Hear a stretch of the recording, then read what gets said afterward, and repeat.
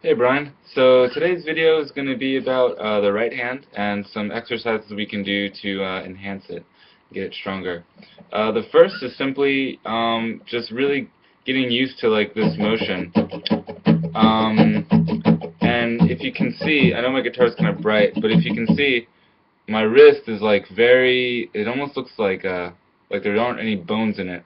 And it's because it's kind of a twofold motion. You're kind of using your arm, but at the same time it's like you're almost turning a knob, like you know, like that. So it's like up and down, but also turning a knob. And what this does is this creates for a more passively resistant picking technique, which actually allows you to go as fast as you want.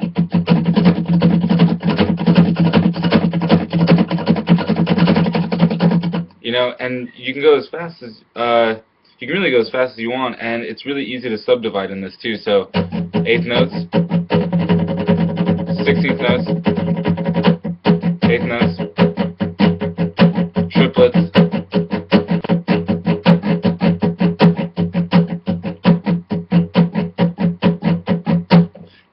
So it's really awesome thing to practice, especially for Red Hot Chili Pepper stuff and all the funk stuff like.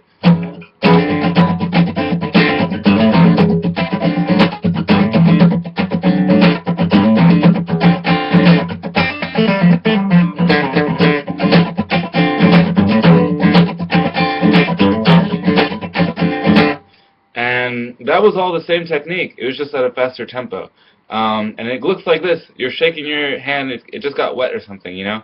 And when we incorporate that into everything that we do, it becomes more physically rhythmic and less mentally rhythmic.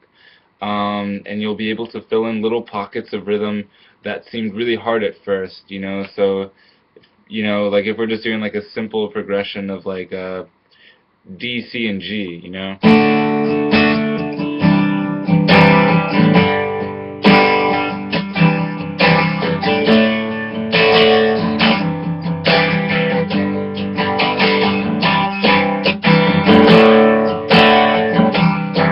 As opposed to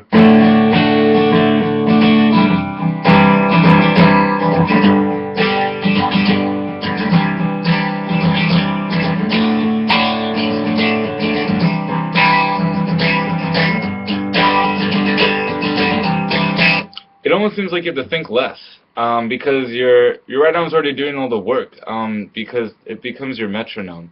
And I think it's a really cool technique because you can think more musically because you don't have to think about if you're in time or not. And it's and especially for someone who is a drummer first, not myself, I'm saying for anyone who's a drummer first, they're more physical anyway.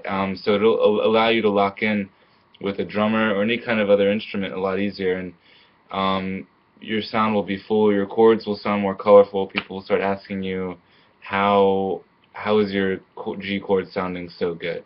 And you know, you can just do the simplest chord, but like the way you pick a chord, the way you play a note, any note, is more important than the note you play. So it could be the wrong note, but if you play it in the most convincing manner, then it'll be the most awesome note to ever exist. That's one thing, and some ways we can work on strengthening this technique are probably threefold for now. It's infinite, but for this video we'll have three. The first is literally just even eighth note to 16th note to eighth note, and even to eighth note triplet. So 1, you know, 1, 2, 3, 4, 1, 2, triplet now. And make sure to emphasize the downbeats.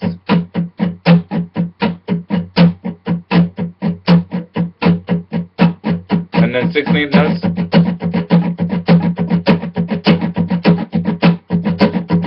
And see how I'm emphasizing the 1 so you can hear it? And I'm also emphasizing the 8th notes.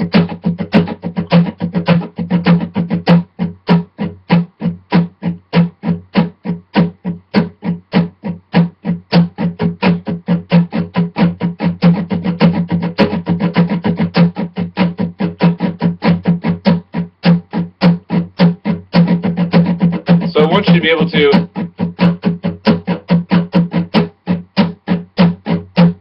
able to go from eighth note triplets to 16th notes, all with no notes, and just, you know, and being able to emphasize each quarter note throughout the whole thing with your picking hand. And that means sometimes it's going to be a sharper up, and sometimes it'll be a sharper down. But either way, make sure to emphasize the ones, because that's very important in this picking technique. The next thing is keeping drone notes, pedals tones for the if you play piano, which you have. So you know, just keeping like, you can hear that click on the one,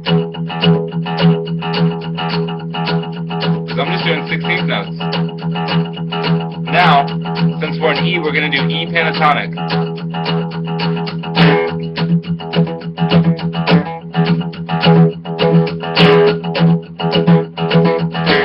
Just hammer on from the 5 to 7.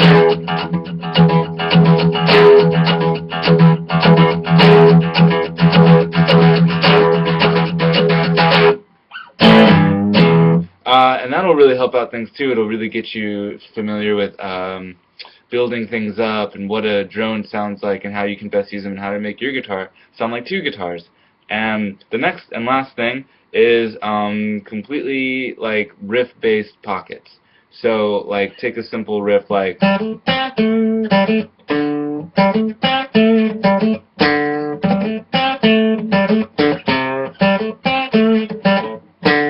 you know, that sounded good. It sounded in the pocket, but what if we applied this technique to that?